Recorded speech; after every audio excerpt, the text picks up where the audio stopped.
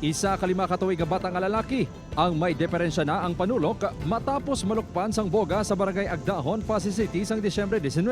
Sa investigasyon sang kapulisan, nagahampang ini isang boga upod sa 10 anyos nga magalang sa gwa sang ilabalay isang aksidente naglupok ang boga. Naoperahan na ang mata sang bata kag nagapaayo na ini sa ospital. Ang isa di pala ka plastic sang soft drink inutot nila ni yun.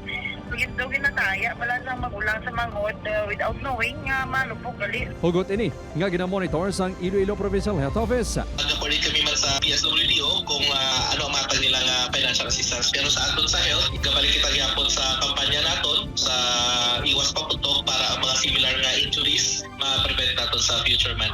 Sa record sang Iloilo PHO, isa pa ka 9 anyos nga babae ang nalukpan sang boga sa Kabatuan, Iloilo sang Domingo. Nasamara na natuo nga mata sini.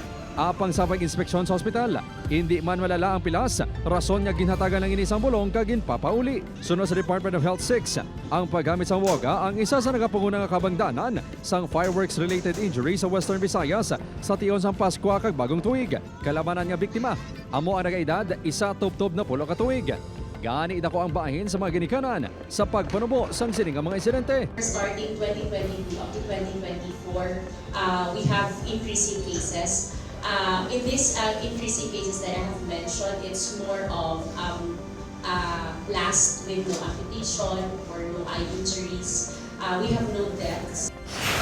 Sa Bacolod City, wala sang kulba nga nagpalupok sang boga ang ini nga grupo sa mga pamatanon. Aktual nga nakuhaan sa video sang news team ang mga pamatanon. Talalapang doon nga apisar may mga residente nga nagalabay, apang wala man sa nagsaway sa mga ini.